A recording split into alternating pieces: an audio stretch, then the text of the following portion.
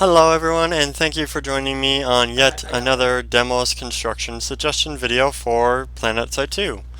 Today we got 3 more ideas to talk about. So let's get right to it, shall we?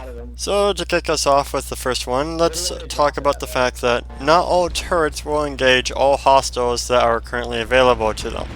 Now what do I mean by this? Well, that's rather simple.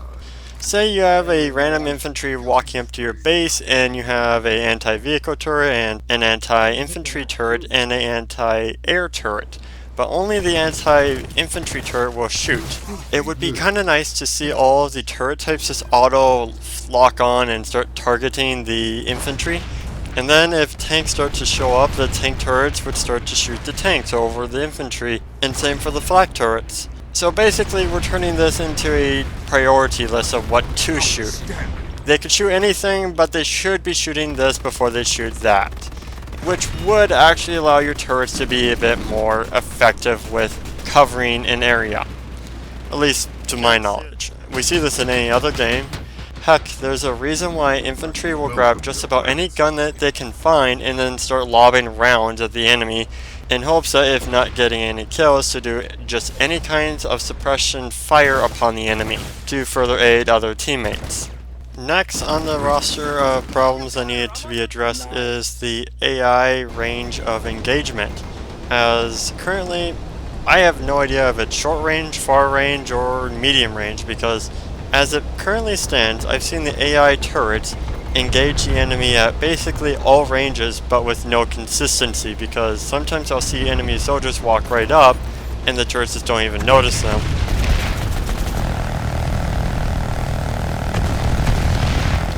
Why aren't you shooting?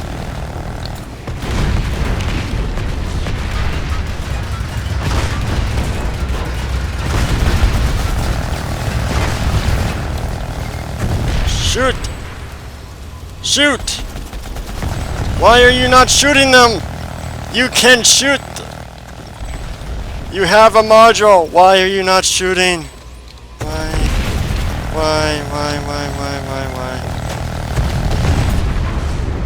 Well, other times the enemy is about a mile away and the turrets know how to shoot them perfectly. Well, as perfect as you can without having them adjusting. No, actually, if somebody hits a turret, the turret will engage from a longer distance than its regular detect range. Wait, really?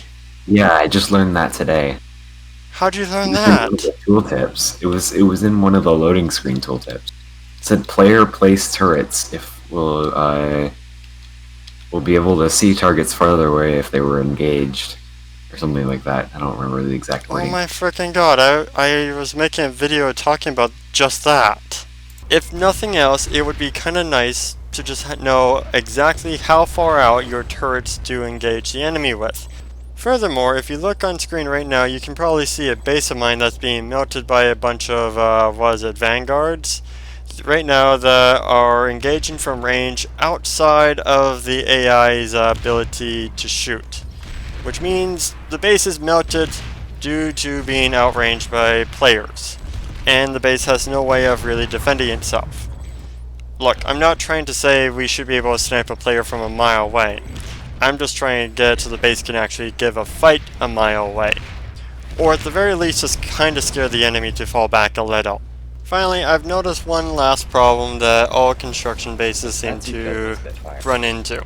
So we have the anti-infantry and anti-air turrets for close range combat, and we have the tank turret, which is good for close to medium range combat, but the bases have no real long range combat capabilities, thus they'll always be outranged by enemy vehicles per se.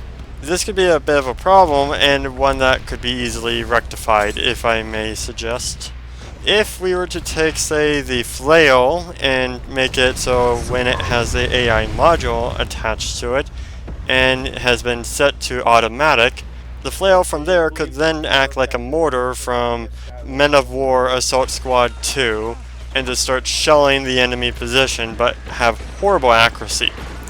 and the longer you stay in one spot, the better its accuracy would get. And you can see that I'm trying my best to get you some relative footage to that, as I have a mortar team trying to shell some enemy infantry on men of war. And basically this is just to make it so if you attack a base from range, you should not be able to just sit in one spot and then lay down continuous fire upon the enemy base, but rather enforced to be constantly on the move. Lastly, if you're the person who built the base, you're probably too busy running around the base screaming, trying to repair everything, to actually be manning your flail or whatever to go and destroy the enemy's thunderers or bases around you. Therefore, having an automatic feature would be kind of nice, though this would also remove the capability of you trying to directly tell it where to hit pinpoint accurately.